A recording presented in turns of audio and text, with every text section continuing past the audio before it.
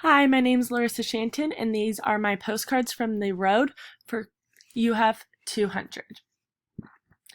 My postcard number one was for the module of identity and values, and this says, when they leave their trash on the table and there's no other tables open. So as I walked into the sub on campus at Boise State University around lunchtime, I noticed there was a load of people in lines waiting for food, sitting at dining tables, and I was trying to find a place to sit, and I saw two kids stand up, grab their backpacks, and walk away from the table, leaving their trash in the table a mess. This is how I felt after I saw this occur.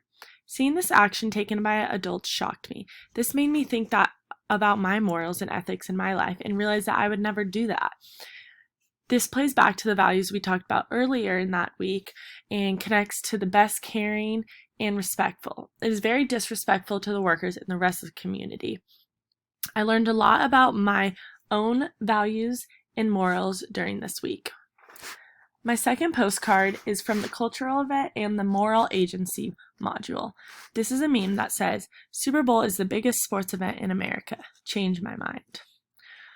So I made this meme because I had a recent cultural event, and which was watching the Super Bowl. And the Super Bowl is probably one of the most watched sports events by Americans. In the reading Introduction to Culture, the author states, values help shape a society, suggesting what is good and bad, beautiful and ugly, sought or avoided.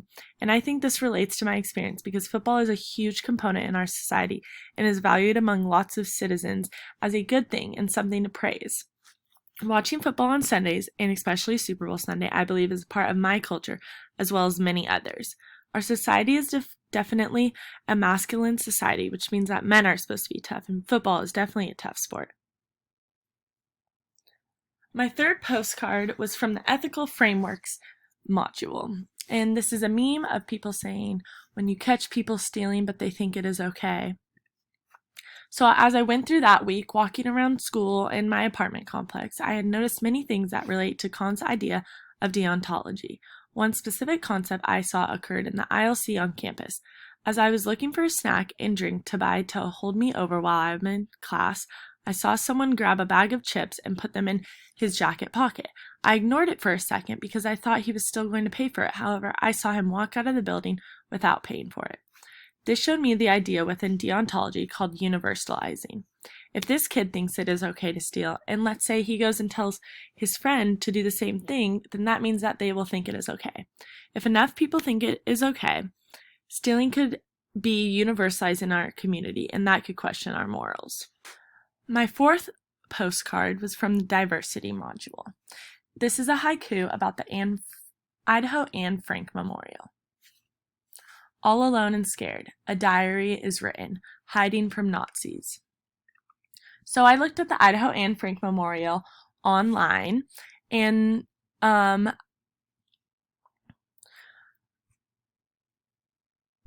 what I believe I learned from taking the virtual tour of her memorial was super cool. Anne Frank had been hiding on the 5th floor of a building with her family as the war was going on.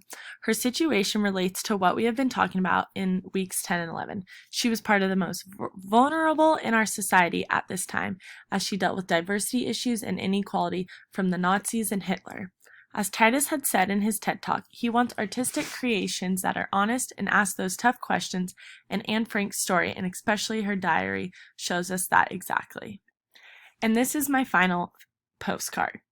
This is a picture of a book that I have recently purchased. So this image is of a book that I have purchased during this quarantine time. It is a book about life advice and ways to live. It is not a fiction book, but it is nonfiction and tells stories about the author's real life. I thought that this would play good with The Good Life, because this is our module that we are talking about. And as I explored the implications of my purchase, I came to a realization of the process that goes through with getting these books to consumers. The writing of the author, the publishing, the making of the book, the shipping that gets the purchase to the purchaser, and so on. This made me think of the TED Talk from week 14, that money can make us happy if we use it wisely and for someone else. So now that I've purchased this book and I purchased it for myself, I am now thinking about giving it to somebody else after I am done. I have learned a lot through UF, and I am happy about it.